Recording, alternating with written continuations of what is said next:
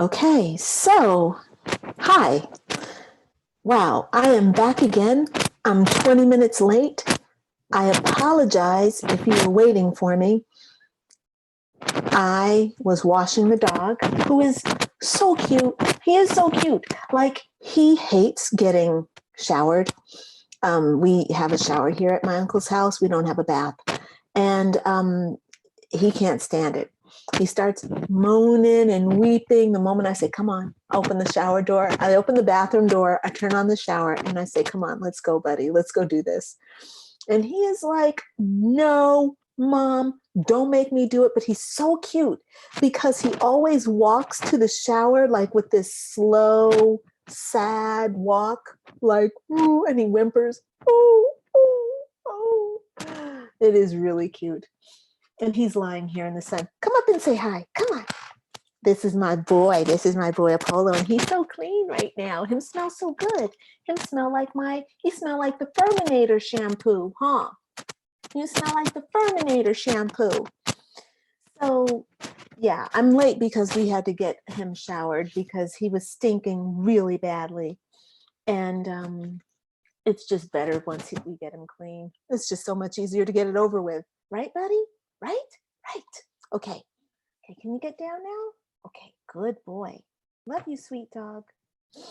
So, hey, I'm back to talk about the enemies of big thinking. So here we are. The year is 2020. Can you believe that? The year is 2020. And so many of us have big dreams and ambitions. And so many of us have big dreams and ambitions that we're pursuing, and we're out there really going for, digging in, connecting with people, finding the resources, doing all this stuff in the outside world to make sure that we are achieving the thing that we desire. But what I've learned is that there's no point in trying to move forward if your inner world, if your inner self is not ready to go. So in my opinion, and from what I've experienced with myself and with my clients, I've seen hundreds of clients, literally done thousands of sessions where you have to understand all your parts, and all your parts must be going in the same direction. If you have a thought or an idea that says, hey, let's go out there and build this business, and your heart is like, yeah, let's do it. But you have a part of you that says, I'm not qualified, or even worse, the one that's very, very subtle is I I can't, or I'm not a winner. Really subtle, subconscious thinking, subconscious belief that's hidden. You can't go forward, or you can go forward, but you won't have the success that you actually desire. So what I'm doing over the next 5 days, the remaining 5 days of this challenge, is I'm helping you. I'm doing a 7-day challenge. Hello, let me just say this simply. I'm doing a 7-day challenge to help us challenge those different parts of ourselves, to try to get ourselves going all in the same direction so that we can actually think big and successfully move toward the thing that we actually desire. So there are 5 enemies to thinking big. And in this program, we are looking at 5 of those 5 enemies. My God, we're looking at those 5 enemies of big thinking, and one of them is you can't think straight. I'm just kidding. I'm just kidding. That's not one of the enemies, although it's kind of one of the enemies, but it's not. The 5 enemies are having small vision, meaning you act like you have blinders on, you have a very limited perception of yourself, and you don't understand the bigness of the world. You base your experience, you base your decisions on past experience, solely on what happened in the past. You aren't open to new possibilities, which are abundant, numerous, infinite. Okay, small vision. The second enemy is subconscious limited beliefs, which I just described a little about. having beliefs that say I'm not worthy, I'm not good enough, I'm not a winner. That was one I discovered yesterday. I didn't even know I was having that. I didn't know that one existed inside me. And it just kind of showed up when I was doing the work yesterday. I'm like, what? Like, it really shocked me that the thought that I had a belief that I'm always going to come in last. People are always going to be ahead of me. I'm never going to actually be the winner. It's very painful. That was very, very hard to receive, but it made so much sense because there were certain things that I was experiencing that I'm like, why does this keep happening to me? Why can't I reach this goal? And then it became really evident, really clear as day. I don't win. That's the belief that was existing inside me. So now I get to do the work on that belief and transform it into something that's much more helpful and much more aligned with the truth of who I am, divine and a winner, like a total winner.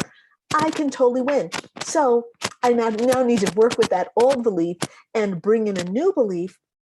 And then, of course, start taking action and taking responsibility for that new belief. All right. So I want to let you know that while we are on this call today, if you're watching and you'd like to receive some coaching from me, because I'm a spiritual life coach. Did I even introduce myself? I'm Crystal Lynn Bell. Oops. Although you are on my channel, you know that. So I don't need to like totally introduce myself, but I do want to say hi. Thanks for watching. So look, coaching, if you want to have, if you have a question or something and you'd love to have a coach work with you on it during these live streams every day this week at 12 noon Pacific Standard Time, I am going to be happy to coach you through whatever you want. So if you have a question and you'd like me to answer it, go ahead and type it into the comments section. Okay. So in the meantime, I'm going to be addressing today is, oh, I didn't tell you about all 5 of the, I'm sorry. I need to tell you about all 5 of the enemies of big thinking. So it's small vision, limiting beliefs, negative emotions, which we're going to focus on today, your comfort zone, and fear of failure. So today we're going to talk about negative emotions. Now, a lot of people run away from negative emotions and they feel like they should not feel negative emotions, like as if having negative emotions like doubt and shame are somehow a negative burden to bear, when actually having those feelings is what makes you rich, like rich in spirit, deep, thoughtful, compassionate, and connectable, relatable. If you are a person who doesn't experience negative emotions and you're like, oh, I never get angry. Number one, people who are like, I don't do anger. I'm like, you're lying. Unless you're human, you're lying. Because what you've done is suppressed your anger. And that whole statement of, oh, I don't do anger is an angry statement. And that tells you that you are projecting and denying what's really there inside you. Instead of denying emotions, I say embrace the whole spectrum. You're a human being. And I was thinking about it this morning. I love emotions. I love joy and passion. I also love grief. I'm going to admit it to you right now. I love my anger. I love my sadness, my disappointment. I love those emotions. You know why? Because they are energy in motion, and I love my energy in motion. I love running. I love that feeling of running up a hill and it's hard and my legs are burning. I love that. I love being challenged. I love hitting a punching bag. You know, I love boxing, but I don't want to be the boxer, right? But I love the intensity of the sport and the suspensefulness, like who's going to win and what's the person going to do? How's it going to go? Love that stuff. I love watching scary movies. I love particularly like the zombie apocalypse. And I love the emotions that I feel when I'm like, what's going to happen to our hero? Is this person going to go down? You know, I love the storyline, and you know, the pain and the, oh no, my favorite character, oh boo hoo hoo hoo, you know, just all the richness of emotions. For me, I own it, and I know that I love experiencing those things. Now, what I don't love, okay, to clarify, I don't love tragedy. I don't love like real life tragedy. I don't like devastation. I don't like really actually that people actually die and that people are hurt and abused. I hate that. And even now I can feel that passion in me rising as I think about abused animals, abused children. I can feel the anger rising in me. I just wish it were all movies. If life was all movies, it would be wonderful, because it would be an actor who's tapping into their passion to portray something, bringing me in like art. But that's not real life. So I don't really want people dying, and I sure as hell don't want to experience that kind of real pain. Although, you know, when I'm in real pain, because I have been in real pain, I've been in some hardships, what I'm learning to do is, when those situations arise, to practice being with my emotions without judging the emotions. I deal with the situation and I feel the emotions that I feel. I'm present with what's going on, but I'm just not wishing that on myself or on anybody else in real life. The point that I'm wanting to illustrate is that emotions are not bad. Situations suck, okay? But having negative emotions is a real human experience. And the more we embrace our emotions, the more quickly they go away. A technique that we can all practice is actually, when we are experiencing a negative emotion, right? Let's say we're in a relationship with our partner, and our partner comes in and says, I want to leave you. I don't want to be in this relationship anymore. That is heartbreaking. That is heartbreaking. Instead of trying to escape the feeling of heartbreak by going out and trying to find, you know, drinking your sorrows away, hanging out with your friends, trying to find love, you know, finding another partner to try to replace this so you don't have to be with the pain. What I'm saying is, go ahead and be with that pain and let that pain cycle through what it's going to cycle. All emotions have a rise and a fall. So the more you're willing to sit with your negative emotions and to let them run their course, the easier it's going to be for you to truly overcome that heartbreak, so that you can go forward into your next relationship with a wholeness about you, not a wounded, I escaped my shit attitude, which so many people do. Okay, so the point that I'm wanting to make is that negative emotions are there and they are meant to be experienced. The problem, and why they are an enemy to big thinking, is that most of us don't deal with our negative emotions. What we do is we hide from them and we escape them, and we don't give time to them. We do things like, you know, binge watching television, or we binge eat, or we binge drink, or we smoke weed, or we overdrink the wine, right? We oversmoke the weed, we overdrink the wine, and we overeat the food, and we overwatch the television, right? None of those things are bad when they're kept in moderation and when they're used for what they're, you know, for helping you have a little, you know, downtime or whatever. It's when they are overdone that all those things become a problem, and they're reflecting to us the issues that we are having within ourselves of dealing with our own negative emotions. So negative emotions become an enemy to big thinking when, like, you need all your parts to be going toward your big desire. So let's say that you have a desire to travel the world, right? I want to travel the world. And you have yourself, you know, your rational self says, let's go ahead and make some plans.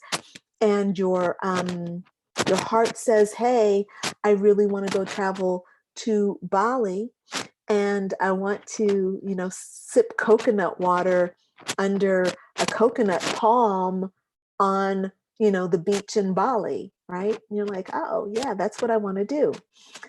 And you have a negative emotion that's inside you that you've suppressed, right? This negative emotion says, I'm not, hold on one second. Let me get this straight, because there are a couple things that are coming up for me.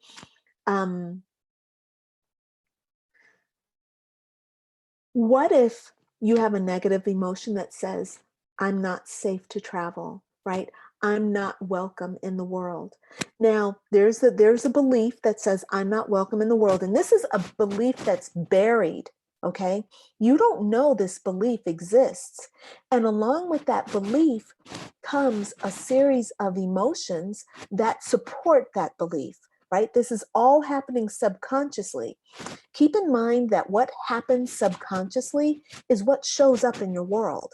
Your conscious stuff shows up too, but your subconscious stuff is totally providing the backdrop. And if you aren't monitoring your mind, checking out your, monitoring your thoughts, monitoring your beliefs, and feeling your emotions, you don't know that these things are happening to you. And so what happens is you go to Bali, you show up there, and the guard, the border guard that lets you in to give you the visa, gives you a hard time. Like all of a sudden, you can't just go in. You see everybody else is just kind of getting in, but you see like one or two people out of the hundreds of people that got off your flight going into Ubud. You see 3 or 4 of you are over to the side, and you all are being given a hard time about your documents, your travel documents, right? You thought you had everything in order, but you got singled out so that you could, you have to go through these extra inspections. And you're like, what is this? I'm trying to get on vacation, but here I am held up. It's my first time traveling to Bali. What could they possibly have against me? Well, this is your subconscious mind, which believes I'm not welcome in the world, right? That belief of I'm not welcome in the world can be passed on to you by your family of origin. Your mom finds out she's pregnant, she's young, it wasn't expected, there's not a lot of money, she's got to contemplate, how am I going to do this? She's afraid, and there's this feeling of doubt in her, and she's carrying it throughout her pregnancy. That leaves a vibrational imprint on you, the baby inside. And yeah, of course your mom is like, I love you, I love you, I love you. I want to love my child, I want to give birth to this child, I want to have success. But then she's like, God, I'm so stressed out. My husband, my boyfriend doesn't want this. My family doesn't want this. What am I going to do? That kind of thing leaves an impression on you. And so you are carrying a vibration of I'm not welcome in the world.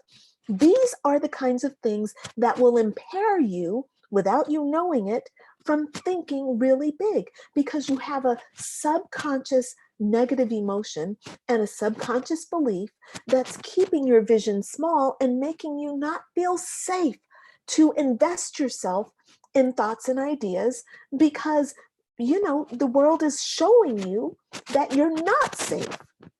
And I can tell you, if you have subconscious beliefs that say you're not welcome, or even say that you are not safe to travel the world, then you're attracting experiences that are going to reflect a lack of safety, a lack of security around you. And so, your fears are warranted. You need to pay attention. But rather than say, well, I need to stay home, I can't go out, what I'm saying is get in touch with what's going on inside yourself. Start doing a regular meditation practice where you get up in the morning, you meditate, you do some shadow work, you do some journaling exercises to bring up those subconscious processes that want healing inside of you. Do some work to, work with a therapist or a spiritual life coach like me. This is my jam. This is where I love doing work, love diving deep with people into this stuff. Take some classes, go on a retreat, read some books, do some things to uncover what is going on in your subconscious mind that's making you experience the things that you are experiencing in the world. I am coming from a place that says that you are a divine being of an unconditionally loving God, and that what you experience, when you experience joy, you are fully aligned with your source energy. When you are having experiences that are painful, I'm saying that you're also aligned with source energy, but you've got some egoic tendencies, some subconscious belief patterns, some negative emotions that are sabotaging your earthly experience. That's what I'm saying. Okay. It has been 20 minutes, and these live streams are 20 minutes. I'm done. Now, if you have any questions, if anybody happens to be watching and you have a question, you can. But of course, nobody's going to be watching this because I don't broadcast and share that I'm actually going live. Because for whatever reason, I'm just like renegade rebel, run out of time, just like do it anyway. Didn't send out the invites? That's all right. Just do it anyway. Show up. Because you know what? Whoever's meant to see this is going to see this. And if I feel that Spirit wants me to talk, my new thing since starting my own program of like challenging my big thoughts, my new thing is just get in there and make the damn video. Just go in there, do the damn live stream. Doesn't matter if anybody's watching. You have something to say, go on and say it. You ain't hurting nobody. You're getting all your ideas out. And this helps me. At least I'm helping myself, because let me tell you something.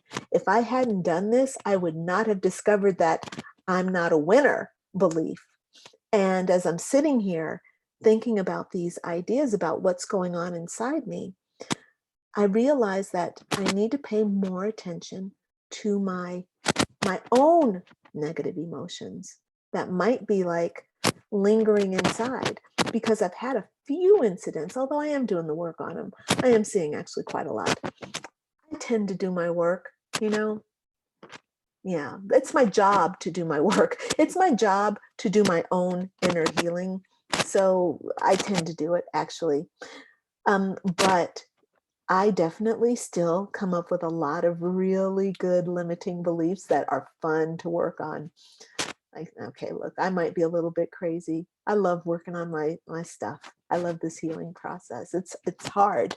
This morning I was up bawling. Oh my God, I was up bawling this morning because I had another belief. Well, this one came from a couple weeks ago, but then I put it aside and it came up again yesterday. So I woke up and practiced and started working with it this morning, and I was just crying my eyes out, crying at 3 o'clock in the morning. Okay, felt good. All right, so I'm going to go ahead and sign off. I look forward to seeing you tomorrow, 12 p.m. Pacific Standard Time, right here on my channel. And I promise not to be late. I'm not usually late. Just had to take care of my baby boy, my Apollo. All right, I'm going to go ahead and sign off, sending you lots and lots of love. Mwah. Bye for now. Do you remember Isaac from the Love Boat? Wasn't that Isaac? Yeah, I loved Isaac. He was so cute. 1979.